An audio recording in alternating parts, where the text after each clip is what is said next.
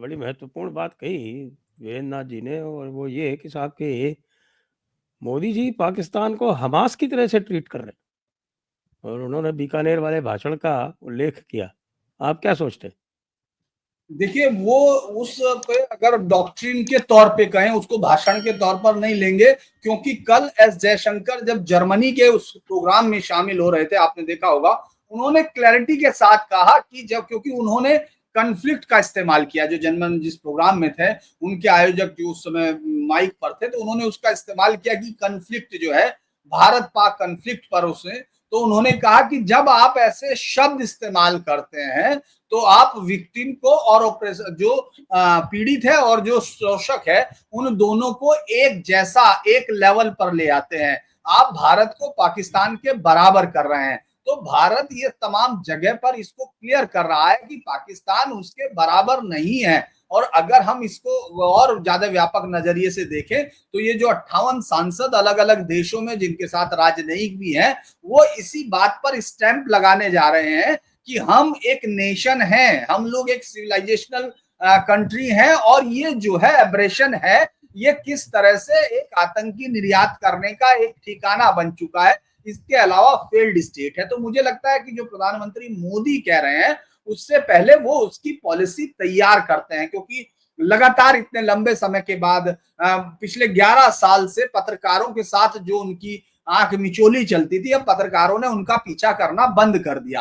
अब वो उनके जो बयान आ जाते हैं, उसी के बाद उसका निष्कर्ष और उसको खोजने की कोशिश करते हैं। उससे पहले जो हम लोग ये कोशिश करते थे कि प्रधानमंत्री की बॉडी लैंग्वेज ये है और प्रधानमंत्री ये कहेंगे और ये फैसला होना है, तो ये तो यहाँ बंद हो चुका। क्योंकि मुझे लगता है कि इस मामले में सरकार ने जिस तरह का एक एक सधा हुआ फैसला लिया है, तो वो एक डॉक्ट्रिन है, वो किसी तरह का भाषण नहीं है। और उसने पूरे, न केवल यहाँ बल्कि पूरी दुनिया के देशों में उस चीज की धमक को महसूस किया जा रहा है। हम ये नहीं है कि जो पाकिस्तान की तरह खुद की चेस्ट थंपिंग कर रहे हैं हार के ऊपर, हम वो हैं जो बाकायदा वीडियो रिलीज करके दिखा रहे हैं, और उन फुटेज को वो लोग भी मन मार के चला रहे हैं जिनका पूरा काम हिंदुस्तान के खिलाफ एजेंडा चलाने का था, चाहे वो न्यूयॉर्क टाइम्स हो, वॉशिंगटन पोस्ट हो। हमको उनसे कोई एक्रीडेशन नहीं चाहिए, लेकिन ये सिर्फ उनके जब अपना फुट एंड माउथ होता है तो हमेशा बहुत मजा आता है। संजय जी, उसको देखने का इतने सालों से हम लोगों के अंदर ये आदत थी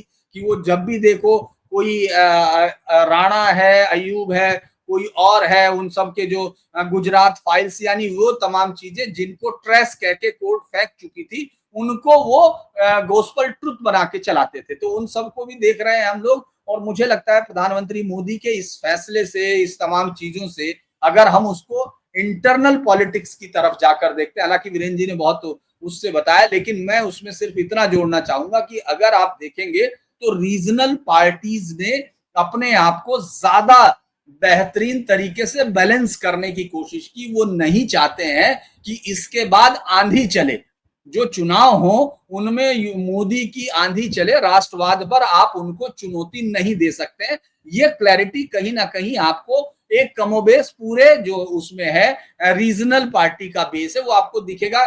एक दो बयान जरूर आपने देखे होंगे, सिर्फ उसके हम अखिलेश की बात करें, अखिलेश यादव, या बाकी आपने तेजस्वी का कोई बयान इस तरह का नहीं देखा होगा। यहां तक कि वो तमाम घरों में बीजेपी से पहले पहुंचे, जो शहीदों के शव आए या दूसरे जो भी वहां घटनाएं हुई, उन पर वो न केवल उनके घर पहुंचे, उनको उन्होंने पैसे पार्टी फंड से दिए। इसी तरह से आप देखेंगे ममता बनर्जी ने भले ही इसमें शामिल होने के लिए, उन्होंने भले ही जो है अपने भतीजे को शामिल कराने के लिए उसका पत्ता कटवाया हो यूसुफ पठान का, क्योंकि उनका भतीजा थोड़ा घूम आएगा, उनको भी अच्छा लगेगा सरकारी लेकिन, और उसने, मुझे लगता है उसने टिकट का पैसा वापस किया है इस देश को, जब उसने कहा कि कुत्ता जो है पाले हुए है, और तमाम चीजें, जिस तरह अभिषेक बनर्जी ने जिस शब्दों का इस्तेमाल किया है पाकिस्तान को, जितने हार्डन्ड शब्दों से, मुझे लगता है उन्होंने हिंदुस्तान सरकार का जो टिकट का पैसा है वो भी वापस किया है। ऐसा नहीं है कि उन्होंने नहीं किया है।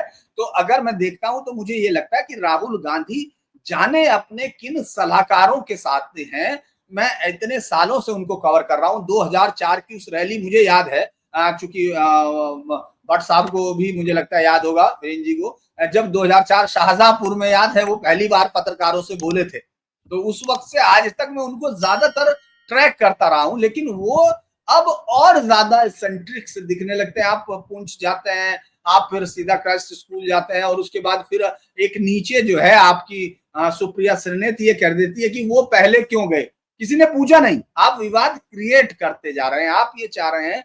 मुझे समझ में नहीं आ रहा कि आप ऐसे विदेश मंत्री पर हमला बोलने की ये सलाह कौन देता है, जिस विदेश मंत्री को आज, जबकि वो ब्यूरोक्रेटिक बैकग्राउंड से हैं, लेकिन आज के देश में गांव का आदमी, क्योंकि मुझे नहीं, मैं पहले भी एक उसमें शो में वीरेंद्र जी थे साथ में, पूछ चुका था कि लोगों को ये याद नहीं रहता है कि उस समय रक्षा मंत्री कौन था, विदेश मंत्री कौन था, ये था। उस समय लीडरशिप याद रहती है, इंदिरा गांधी याद है, ये जगजीवन राम याद नहीं है, 65 के कौन विदेश मंत्री कौन वो याद नहीं है, आपको शास्त्री याद है। तो उसी तरह से देश को मोदी याद है, लेकिन यहाँ के विदेश मंत्री ने भी एक जगह बनाई है, और वो आपको तमाम देशों पर दिख रहा है। अगर हम ये सोच रहे हैं कि प्रधानमंत्री मोदी अकेले इस पूरे प्रतिनिधि मंडल को भेजने के लिए अकेला फैसला लिया होगा, तो मुझे लगता है कुछ ज्यादा हम लोग उनके साथ कर रहे हैं। और एस जयशंकर इस पूरी उसके पीछे यकीनन उनका भी हाथ है, उनका भी समझ है,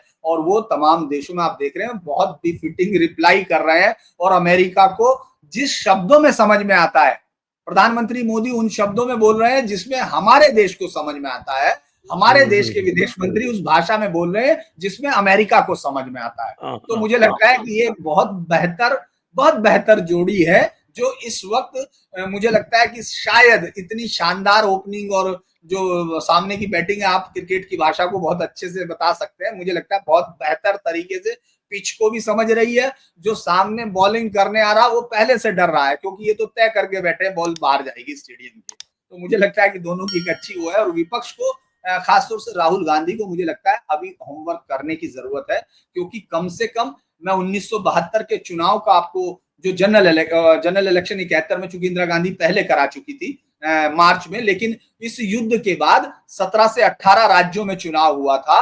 और आप ये देखेंगे संजय जी, सिर्फ बिहार को छोड़ दें, और चूंकि इस बार फैसला बिहार में ही होना है पहला, तो बाकी सब में 50% से ऊपर कांग्रेस थी। 50% से 53, 54, मैं उसकी बात कर रहा हूं, क्या नाम है, जो वोट परसेंटेज है। सीटों का तो आप पूछिए ही मत, 30, वो सिर्फ ये था। तो मुझे लगता है कि ये बात इतिहास से भी नहीं सीख रहे हैं, अपनी माता जी को सामने ला रहे हैं, तो वो फिर दुबे जो है तुरंत लेके आ जाता है। मुझे लगता है Nishikant Dubey one man agenda लिए बैठे हैं कि ये इंदिरा गांधी का नाम ले, वो फिर कोई कागज ले आए कि 835, हमारा 845 किलोमीटर कच्छ का एरिया जो है 1968 में इंटरनेशनल उसमें जो है देके, और वो वापस किया गया। उस समय प्रधानमंत्री इंदिरा गांधी थी, तो उन्होंने आज फिर कह दिया। तो ये कल मतलब इस तरह का उनका बयान है। तो मुझे लगता है कि अभी विपक्ष को, खासतौर से राहुल गांधी को, कम से कम रीजनल पार्टी से थोड़ा सा ग्रहण करना चाहिए कि आपको उस पिच पर कभी नहीं जाना चाहिए जिसपे हर बार मोदी पहला, इकहला, दूसरा और तीसरा शतक बनाते हुए दिखे हैं। तो आप उस पर मत खेलिए, मुझे लगता है।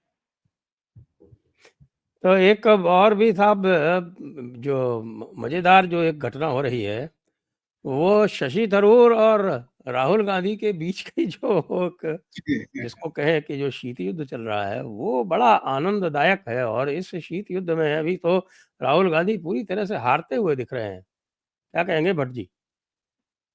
हाँ सर, आज खबर आई है कि अमेरिकन प्रेसिडेंट ने एक ट्रांसलेटर अपॉइंट किया है जो शशि थरूर की अंग्रेजी को अंग्रेजी में ट्रांसलेट करे। और उसमें उसका एक और वो है, भट्ट जी आपने उसका अगला नहीं सुना है, वो हार्वर्ड ने देने से मना कर दिया है, और हार्वर्ड की सरकार के साथ लड़ाई हो गई है, तो कोलंबिया और हार्वर्ड दे नहीं रहे हैं, और उनको समझ में नहीं आती।